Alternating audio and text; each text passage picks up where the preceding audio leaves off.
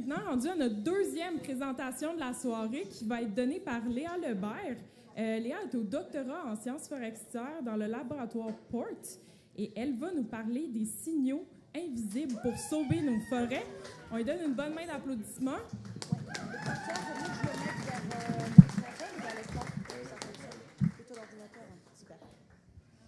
Hop là.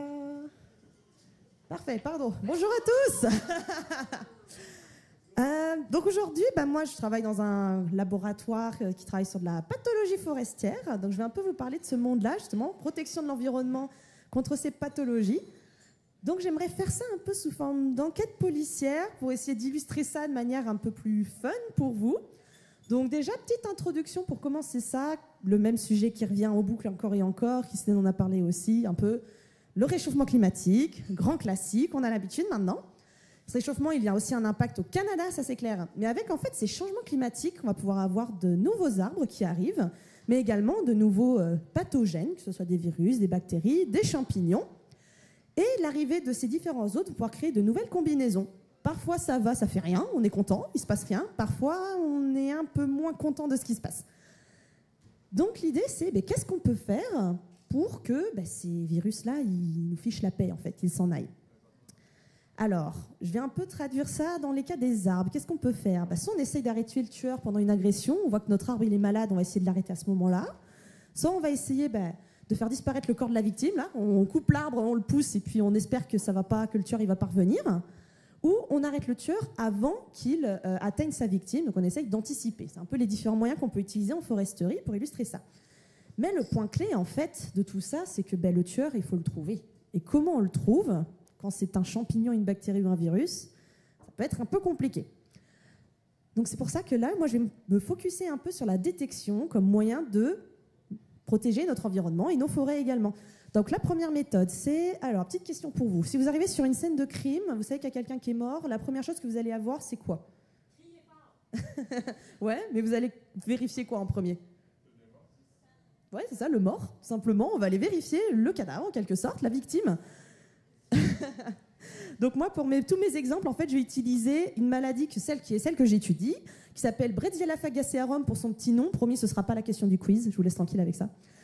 Donc ce sera le flétrissement d'une maladie... Ah, pardon, excusez-moi, un champignon qui cause le flétrissement du chêne, qui infecte un arbre, et puis l'arbre, en réaction, c'est comme si vous arrêtiez de respirer, en fait. Donc l'arbre, il ne se met pas en très très bon état dans ces cas-là. Donc il ne survit pas très longtemps, en général. Donc j'utilisais ce champignon-là pour un peu mes exemples. Donc la première analyse, on l'a dit, identification de la signature du criminel, vérifier le corps. Comment on peut le faire pour les arbres? Simplement en regardant les différents symptômes. Donc ça peut passer par les feuilles, tout simplement, mais également des coupes de bois, où on peut trouver aussi des signalements assez forts, et même parfois, dans cet exemple-là, du mycélium. Donc c'est carrément notre champignon qui pousse gentiment sous l'écorce et qu'on peut trouver. Donc là, notre tueur, on peut le voir. C'est un peu parfois l'avantage comparé aux bactéries et virus. Les champignons, parfois, on peut les voir à l'œil nu. Mais ces méthodes-là, il faut déjà qu'on trouve le corps, il faut déjà qu'on le voit. Et puis souvent, on a besoin de témoins. On aime bien avoir des témoins quand même qui nous aident. Et ça, les témoins, c'est qui? C'est vous, en fait.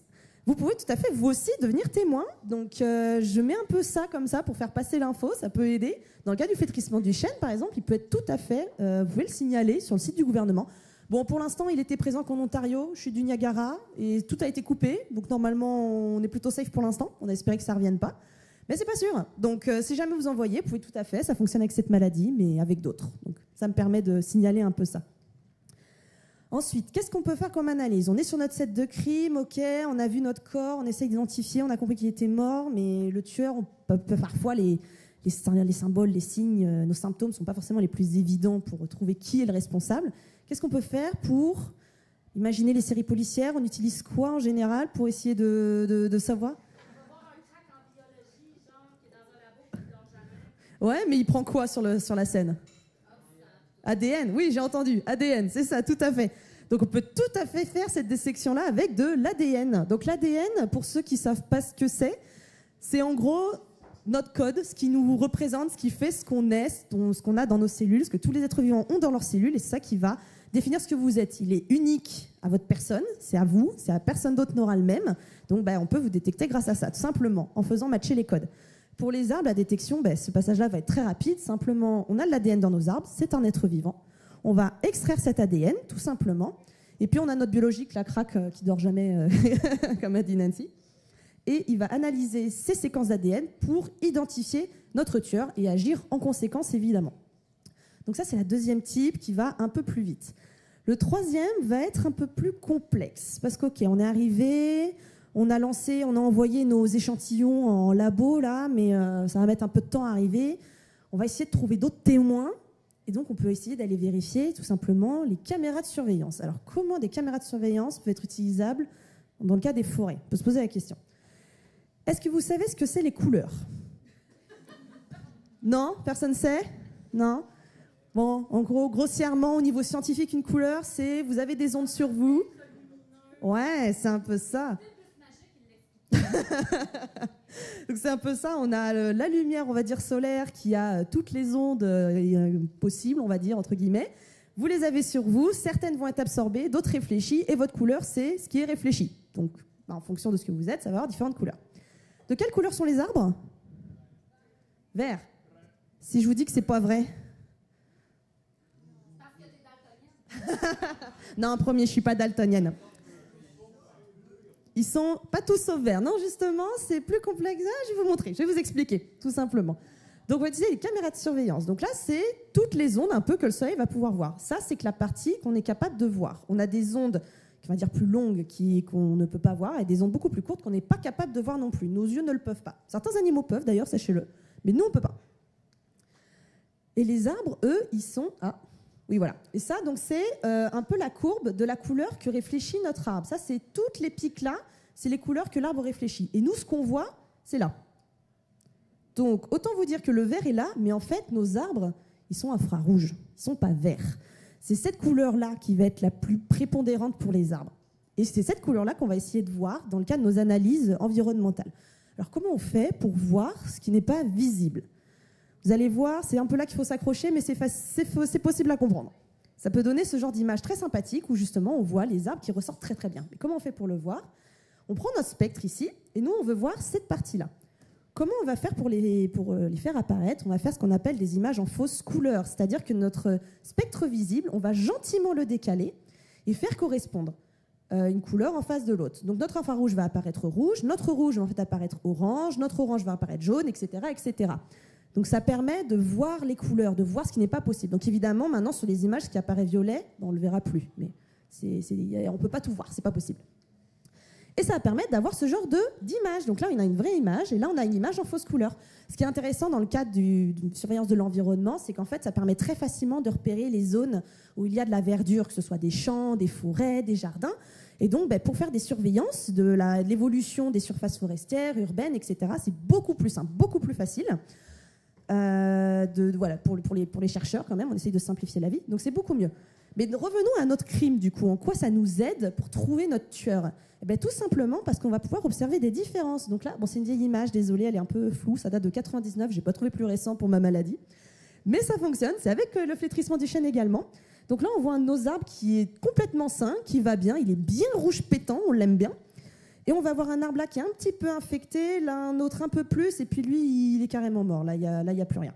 Et donc, on voit que la couleur disparaît petit à petit. Et donc, c'est tout à fait possible de prendre un avion, de mettre une caméra dedans, de survoler, et puis comme ça, de voir les arbres qui vont pas bien ou pas. Donc ça, c'est génial. Donc, les petites caméras de surveillance fonctionnaient comme ça. Mais on a un problème avec toutes ces techniques-là. C'est que là, notre arbre, en général, il est déjà mort, en fait. C'est un peu le problème. C'est qu'en général, il est déjà là, il est déjà mort, il a déjà été infecté. Puis voir, le tueur a déjà pu se propager à d'autres voisins. Donc c'est là où moi j'enchaîne un peu pour en finir un petit peu avec mon projet personnel. Donc on va essayer de travailler avec ça. Comment est-ce qu'on va essayer de traquer? Comment est-ce qu'ils traquent les tueurs dans les séries?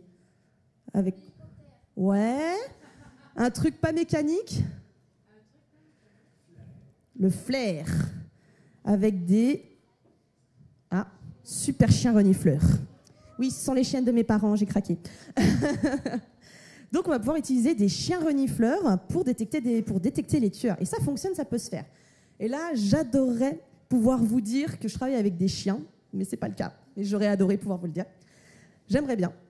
Mais non, moi, mon chien, il va un peu plus ressembler... oui, pardon, excusez-moi, je vais trop vite. Comment ça fonctionne exactement? Les odeurs, ce sont des molécules qui sont dans l'air. On dégage tous des molécules. Ça, c'est normal. Donc, plein de petites molécules comme ça. Et ces petites molécules, on va en produire beaucoup quand on est stressé. Là. Vous vous souvenez, avant un examen, là, comment vous transpiriez, c'était pas bien? Non? Oui? Je vois des hochements de tête quand même un petit peu. En général, on n'est pas très en forme et on va tendance à avoir dégagé des choses. C'est pareil pour les arbres. Quand ils sont stressés, qu'il y a quelque chose qui commence à arriver, ils vont être capables de le sentir. Et en général, ils vont réagir. On va être capable de détecter ça. Donc moi, mon chien, il va ressembler à ça. Est-ce que ça vous semble clair? Ouais, il est moins bien. J'ai dit que c'était moins cool que les chiens. Hein. J'aurais bien aimé. Un peu compliqué. Hein. On va essayer de le simplifier un peu. Comme ça, c'est un peu mieux. Ouais, je vois encore des grimaces. Hein. Et là, si je mets comme ça, là, c'est mieux. Hein. Ouais, c'est quand même plus facile. Non, là, c'est peut-être un peu trop, un chouille trop simplifié. On va revenir en arrière, mais promis, c'est compréhensible. Tout simplement, en fait, c'est comme un piège, comme je l'ai montré juste avant. C'est comme un piège à papillons qui va capturer nos molécules d'intérêt. Donc, en fait, on va avoir des petites pompes là, qui vont faire passer de l'air, tout simplement, dans notre gros sac qui est ici.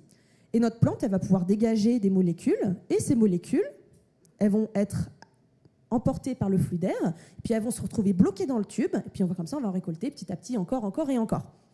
C'est comme ça qu'on récolte ces molécules-là. Donc là, c'est un peu ce que vous faites quand vous respirez, vous inspirez, vous récoltez les molécules. C'est ce que je fais avec ça. Ensuite, nous, on a notre cerveau pour analyser. Nous, on analyse ces molécules avec cette machine-là. S'il y en a qui veulent des détails, je pourrais dire, mais là, on va rentrer dans des choses plus complexes.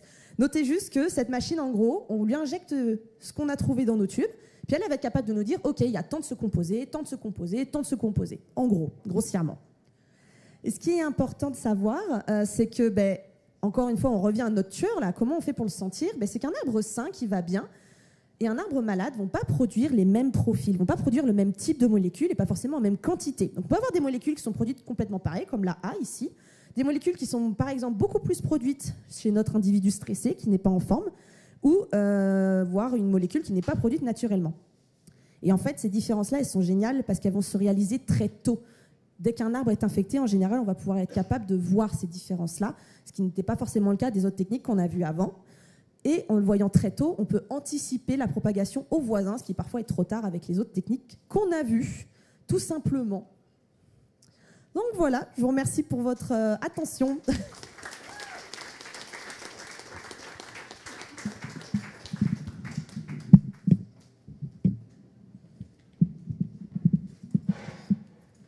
J'ai un talent naturel avec les micros, comme vous pouvez voir. Merci. Merci beaucoup, Léa, pour ta super présentation captivante. Je ne sais pas pour vous, mais j'imagine qu'on est plusieurs dans la salle à triper sur les séries de meurtres. Donc, j'entends la série aussi. Est-ce qu'il y en a qui ont des questions?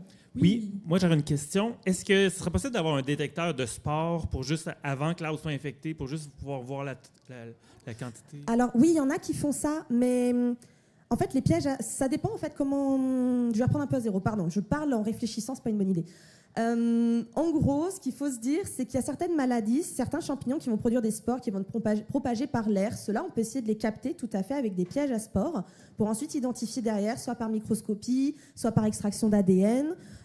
Donc c'est tout à fait faisable. Et je sais que d'ailleurs, dans le cas du filtrissement du chêne, qui lui se propage plus avec... En fait, ce sont les insectes qui transportent les spores sur les mycéliums que j'ai montrés. Ce sont les insectes qui récupèrent les spores et qui les transportent. Et donc, il y a des projets d'ailleurs en cours où ils capturent les insectes et ils analysent s'ils ont des spores sur eux pour anticiper. Donc je sais d'ailleurs qu'il y a plusieurs fois des insectes avec des spores qui ont été retrouvés en Ontario. Donc c'est probablement arrivé en Ontario à cause de ça. Donc oui, c'est tout à fait possible. Pour ceux qui ne savent pas dans l'audience, est-ce que tu peux définir c'est quoi un spore? Oui, pardon, excusez-moi. Un spore, c'est ce que va produire un champignon afin de créer un nouvel individu plus loin. C'est un peu comme la graine du champignon, si je fais quelque chose de très schématisé. Super, merci. Est-ce qu'on a d'autres questions? Oui. Pardon.